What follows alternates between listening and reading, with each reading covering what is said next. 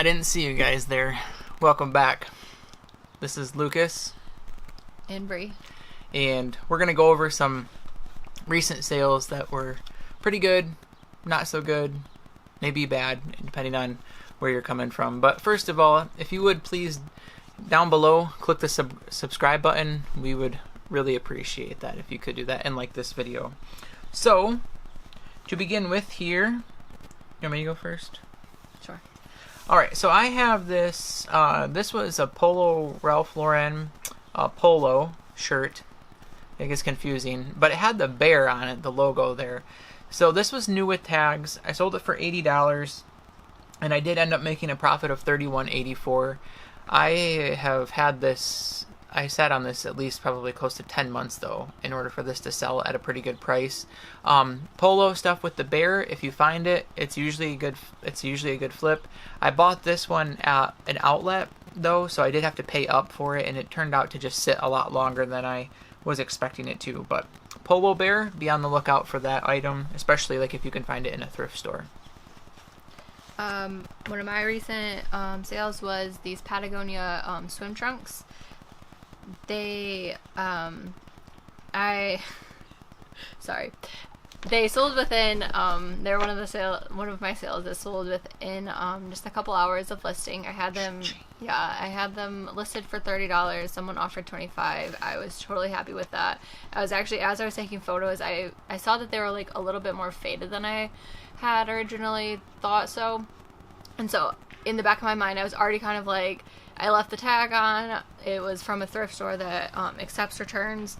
So I was already kind of like, I think I might end up just returning these. I don't even know if they're going to be good. I definitely put it in the listing that these are faded.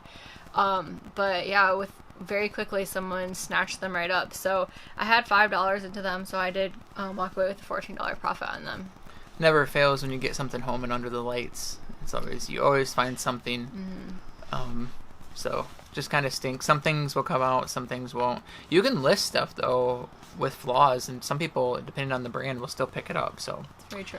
All right, next item here is this Santana abstract silk shirt. This was just kind of crazy, so I looked up this brand, and it sold for $23 plus $5.30 shipping. So that left me with a profit of $16.36. So it was just a silk shirt. Not all silk shirts do I look up, but because of this, had this crazy print on it, and just kind of knowing what the styles are out there right now.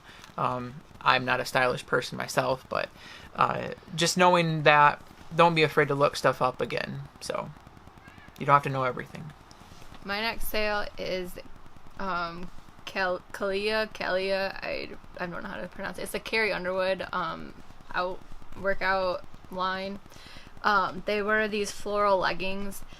I had them listed about $30, and this was another item. I don't know if it's just me, but I get lots of lowball lately.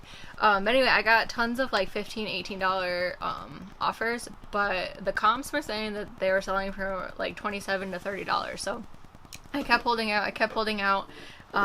Finally, in between like a war of offers back and forth, I accepted a $23 offer. And so I had about $5.50 into them. So I did come away with a $13 profit. I probably won't pick them up again. It was something where I was willing to try. It was something new. I haven't really sold the brand. I hadn't really found the brand much. And with comps, I was like, oh, that seems like a pretty good comp. That's where I aim. I aim for a $30 sale price. But I don't know if it was just that pair, but I personally probably won't pick them up again. Yeah. Just my food for thought. Some people get to sell stuff, and other people just seems like it doesn't sell for us. So, all right, the next brand or next item I have here were a pair of Levi's 550 shorts. These were vintage, and they were high rise, so something that's kind of both in style right now. Sold these for $21 with free shipping after fees and everything. I made a profit of $7.19. So I have another video that shows how you can kind of identify semi-quickly. By no means am I a Levi expert, but to know whether or not these are vintage, which is, greater than around 20 years old. So yeah, vintage Levi's. And the orange tag too, that was another giveaway that these were older.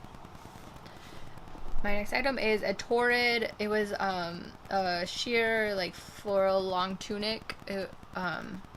It sold for $24. I only had about $3.50 into it, so I was able to walk away with $14 profit. My next item here was a Banana Republic dress.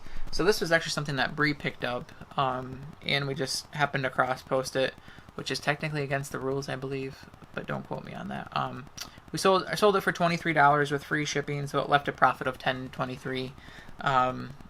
So yeah, Banana Republic, J. Crew, those brands, some of their stuff seems to resell pretty good, but you got to kind of be careful of what you do and don't pick up. That we made sure it wasn't factory, because Banana Republic factory, I really rarely ever pick up. But it was like the black tag Banana Republic, so I did feel a little bit more comfortable picking that one up. Yeah. My last item are these Luca crop joggers. I actually bought them for myself, like when I was like going through. I was like, oh, I actually would like a pair for $4. I'm totally happy to take those. But once I got home and tried them on, I didn't really care for them, and so before returning them, I decided to just list them, and somebody offered me $15, so I walked away with a $7 profit. Again, I didn't pick it up to resell.